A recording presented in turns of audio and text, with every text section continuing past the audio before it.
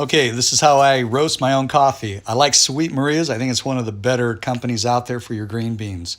So I'll take them. I'll just put them in this pot, this square pot thing, and I'll check them out, and then I'll dump them in here. I heat this up previously a little bit. I want that pretty warm, and I just pour those bad boys right on in there. That's really important. You got to keep this thing moving. Oh, and you do not want to use like a whirly pop. See those little gears? They're plastic on a lot of them. This one has metal, stainless steel internals and everything. It's really great. I'll give the name of that in the description below. And also, man, this thing just works so good. It's got a nice thick bottom. There's the name. And again, I'll have it in the description. But I've tried other ones, and I melted some of them because they have plastic gearing. This has metal gearing. It's just awesome. So you got to keep it moving. I'm doing that one-handed. I actually keep a little more consistent turn going. You can kind of see the gears moving at the top. I put a tiny drop of olive oil on those gears to keep them moving. But yeah, you can just kind of see in the middle, those center ones, they get done sooner. So you got to shake it also, not just spin it. So you got to shake it and spin it. You got to do both, trust me. Otherwise, you're going to get burnt beans sitting right underneath that spindle. And that's a no-go. That's a problem. So you can kind of see we're already getting some smoke. Things are looking good. And in no time at all, we're going to start to hear our pop. We're going to hear that crack. And that's separating from the bean. It's like that husk is going to pop off. Oh, look at that. Beautiful. Love the smell of this too. There's nothing better than roasting your own stuff. Oh, do this outside. That chaff will go everywhere in your kitchen. First time I did it, Mama had a fit.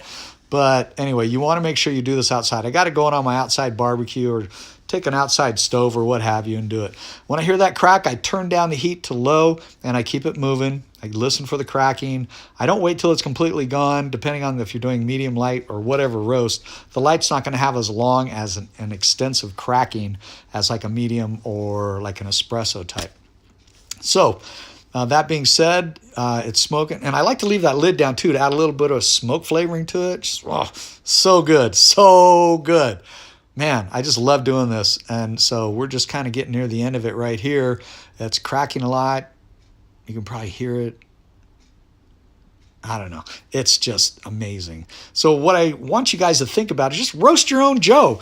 People use hot air poppers, all this other stuff. I tried that. I did that as well. It was okay, but this works the very best, honestly.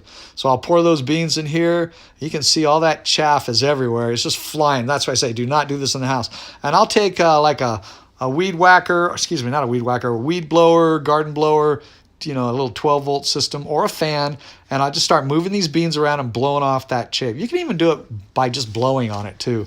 But I like to use something that's actually going to help cool this down quickly.